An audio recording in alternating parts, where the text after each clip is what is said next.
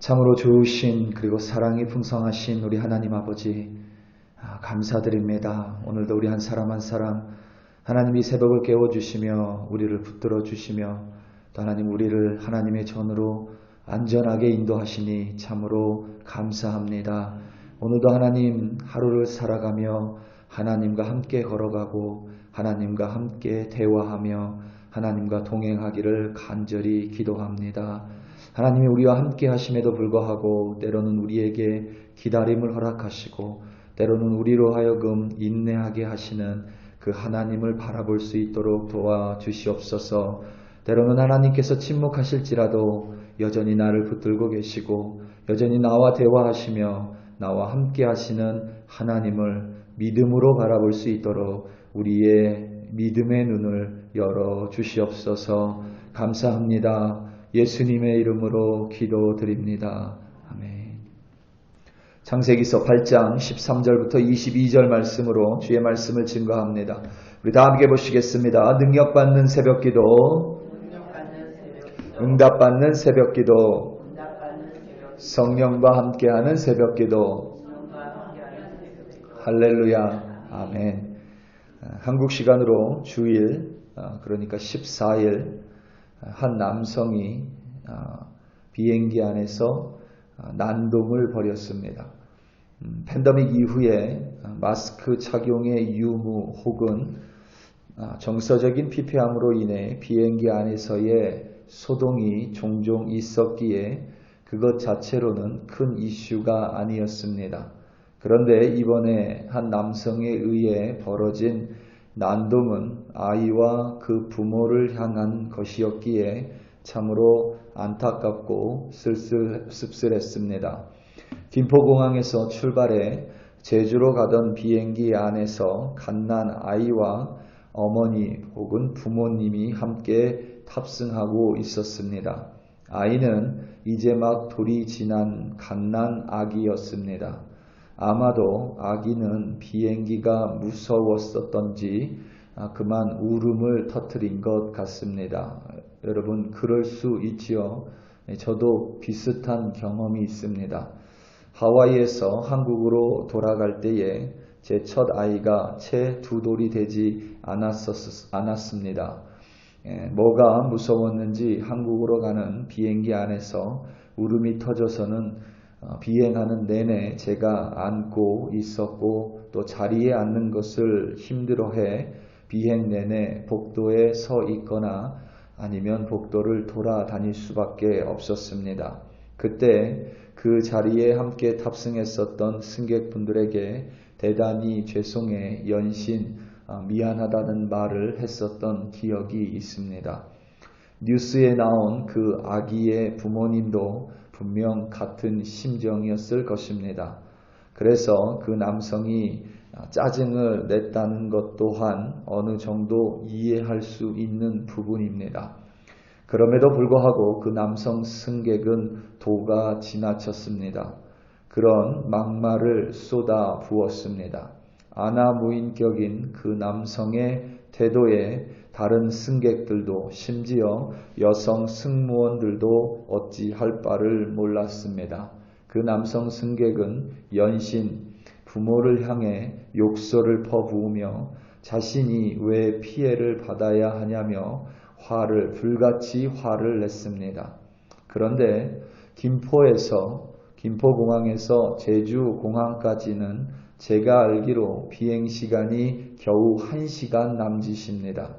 아이가 비행 내내 울었다 해도 갓난 아이이며 그것도 1시간 정도일 것인데 그것을 참는 일이 그토록 힘에 겨운 일이었을까라는 의구심이 들었습니다. 더군다나 이 남성은 비행기가 김포공항에서 이륙한 지 불과 10여 분 만에 불같이 화를 내고 욕설을 퍼붓기 시작했습니다. 혹시 그 남성이 비행기에 탑승하기 전에 무슨 정말 안 좋은 일이 있었는지도 모르겠다라고 애써 이해하려고 해도 제 상식으로는 잘 이해되지 않습니다.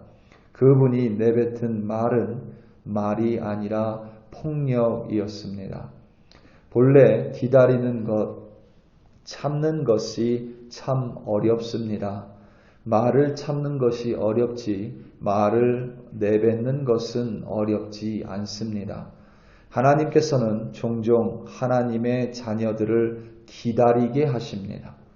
우리로 하여금 왜 기다리게 하시는지 우리처럼 제한적인 존재는 그 하나님의 세세한 이유까지 알지 못합니다.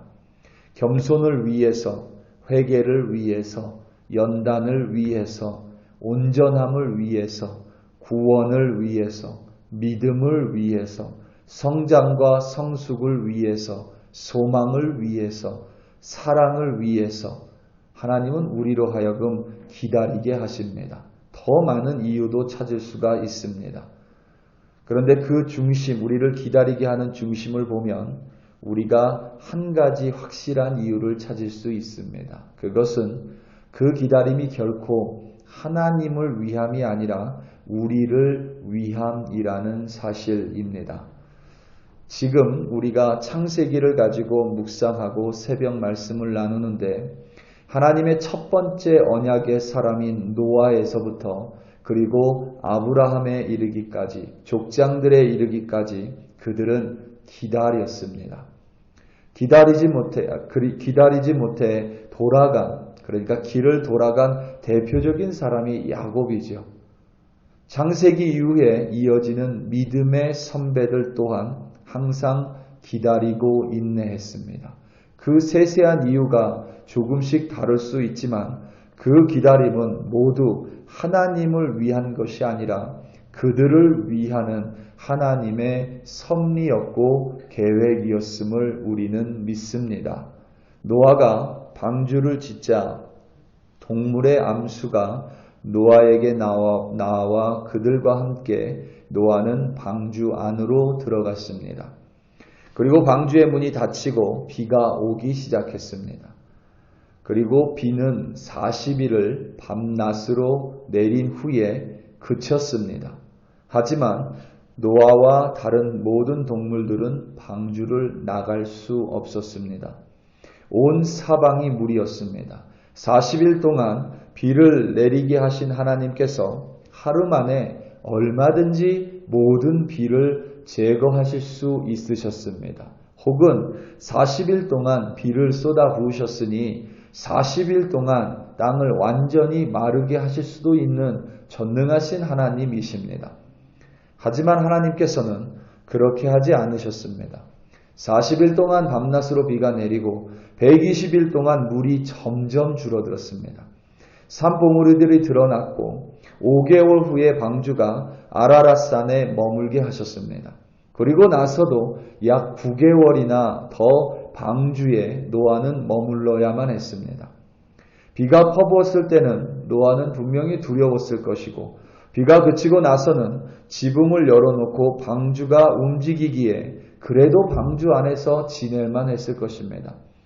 그런데 이 방주가 아라랏산에 멈춘 이후에는 말 그대로 방주는 전혀 움직이지 않습니다. 그렇게 약 9개월을 방주 안에서 머물며 기다립니다. 우리가 잘 알다시피 노아가 까마귀도 내보내고 비둘기도 내보냈습니다.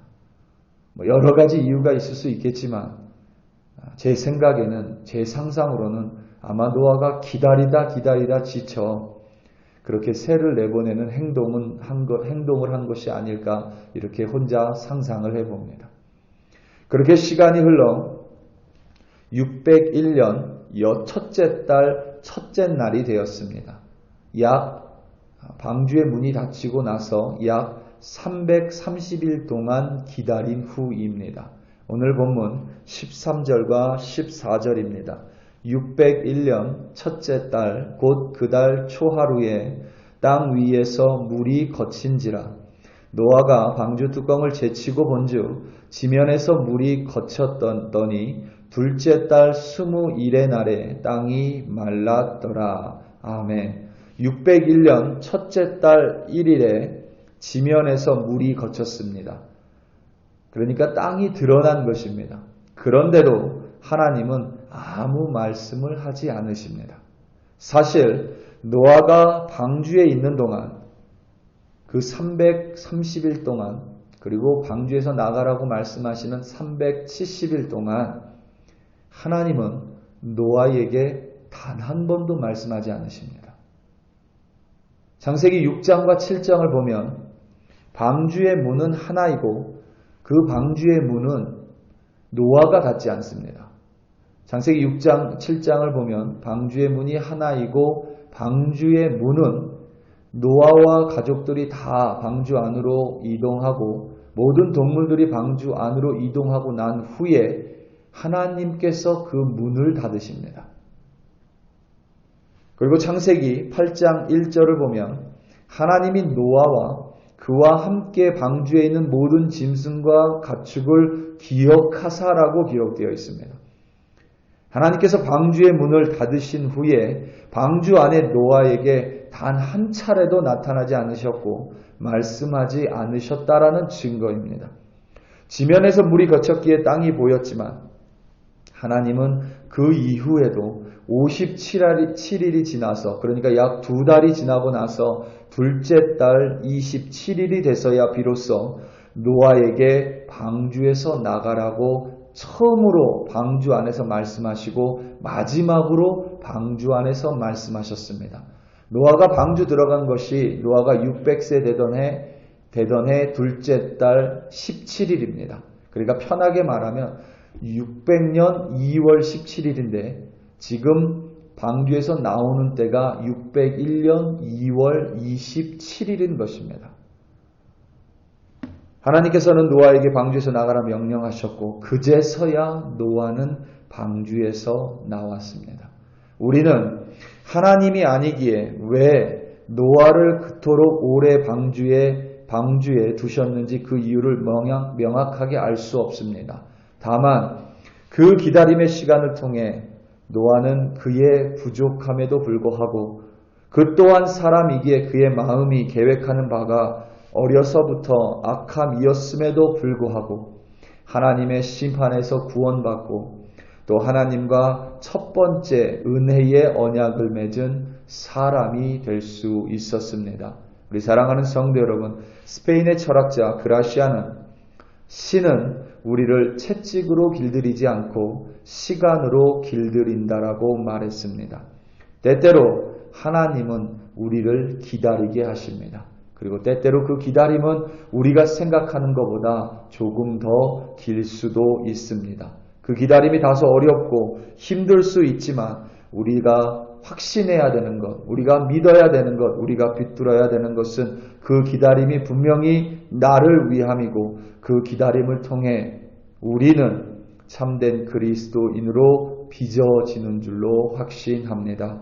오늘 하루 기다림이 있더라도 믿음으로, 기쁨으로, 그리고 감사함으로, 감내하심으로 말미암아 오늘도 여전히 하나님과 동행하며 승리하시는 여러분들 되시기를 예수님의 이름으로 축원합니다. 우리 다 함께 기도하시겠습니다. 우리 이 시간 함께 기도할 때에 특별히 한국을 위하여 합심하여 좀 기도하기 원합니다. 그리고 미국을 위하여 우리가 살고 있는 미국 땅을 위하여 또 합심하여 기도하기 원합니다. 참 정치가 어렵습니다. 정치로 말미암아 정치인들이 서로 나눠지는 것이야 그들의 이익을 위한 것이니 우리가 뭐라 하지 못하지만 그들이 대의가 아니라 자신의 사익을 추구함으로 말미암아 국민들이 어려움을 겪고 있고 국민들이 나눠져서 싸우고 있고 또 국민들이 참으로 힘든 시절을 겪고 있습니다. 정치인들이 자신의 사익이 아니라 국민을 위하는 정치인들, 미국의 정치인들이나 대통령, 한국의 윤석열 대통령 그리고 정치인들 모두가 자신의 사익을 내려놓고 국민을 위해 헌신하는 정치인들 되게 해달라고 우리 이 시간 다 함께 주여 한번 부르시고 합심하여 기도합니다. 주여 할렐루야 할렐루야 할렐루야. 하나님 아버지 이 시간 이 나라와 우리의 주 대한민국의 하나님 정치인들 그리고 주권자들을 위하여 간절히 기도합니다. 하나님 그들이 사사로운 이익 때문에 자신들의 유익만을 추구하는 이기로운 정치, 이기스러운 정치인들이 아니라 하나님 정말 타인을 위하는, 국민을 위하는 정치인들 될 수 있도록 하나님 그들을 붙들어 주시옵소서.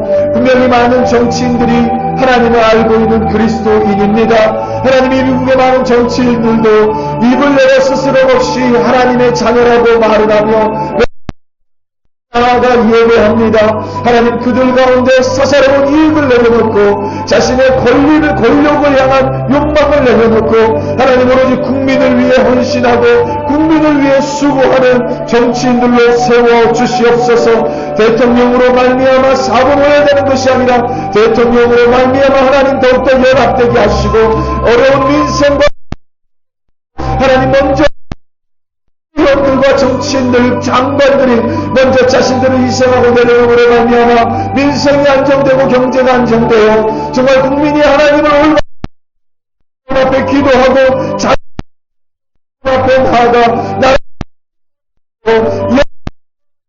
수 있도록 하나님 정치인들 지도자 들어 주시옵소서. 그들 가운데 하나님의 뜻을 베풀어 주시고 지역 나라를 잘 이끌어가며 섬기는 미국의 대통령, 한국의 대통령, 미국의 정치인들과 한국의 정치인들 될 수 있도록 하나님 그들을 붙들어 주시옵소서. 할렐루야, 할렐루야. 감사합니다. 주여 참으로 감사합니다.